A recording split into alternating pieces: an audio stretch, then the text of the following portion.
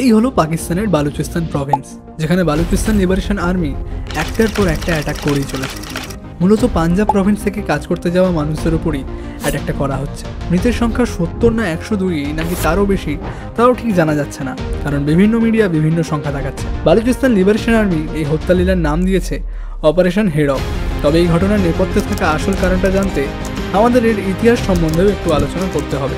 পাকিস্তানের মোট 4টে প্রভিন্স রয়েছে: Balochistan Province, Khyber Pakhtunkhwa Province, Punjab Province আর সিন্ধ প্রভিন্স।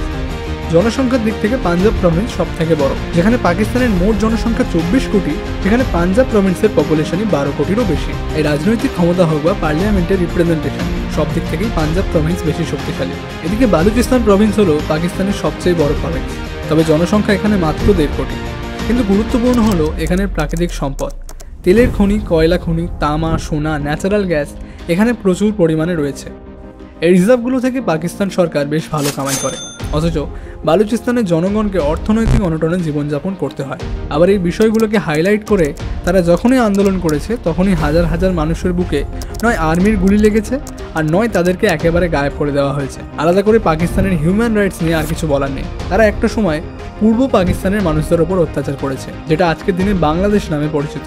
2024-এই কাশ্মীরে তারা বারবার অ্যাটাক করিয়েছে। এখানে সাউথ এশিয়া টেরোরিজম পোর্টাল থেকে নেওয়া একটা ডেটাশিট শেয়ার করলাম। দেখতে পাচ্ছেন, এটা 2000 সালের মার্চ মাস থেকে শুরু করে 2024-এর আগস্ট পর্যন্ত জম্মু অ্যান্ড কাশ্মীরে হওয়া টেরর অ্যাটাকের ডেটা। কতজন সিভিলিয়ান্স, ভারতীয় আর্মি, সিকিউরিটি ফোর্সের জওয়ান মারা গেছে তা দেখতেই পাচ্ছেন। সত্যি বলতে কি, পাকিস্তান সরকার সবসময় টেরোরিস্টদের মদত দিয়ে গিয়েছে। তারা চেষ্টা করে গিয়েছে কীভাবে ভারতে সেপারেটিস্ট মুভমেন্টের জন্ম দেওয়া যায়। পাকিস্তান আর্মি নিজের দেশেও গণতন্ত্রকে বাঁচতে দেয়নি। তাই বালুচিস্তানে যা কিছু ঘটছে তার জন্য দায়ী পাকিস্তানের সরকার আর পাকিস্তান আর্মি।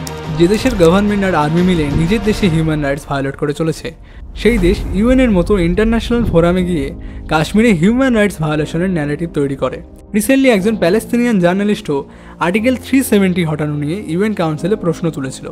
উত্তরে deputy spokesperson for the secretary general Farhan Haq বলেছেন, 1972-এ হওয়া সিমলা এগ্রিমেন্ট অনুযায়ী কাশ্মীর ইন্ডিয়া আর পাকিস্তানের বাইল্যাটারাল ম্যাটার, মানে অন্য কোনো দেশ এতে হস্তক্ষেপ করতে পারবে না।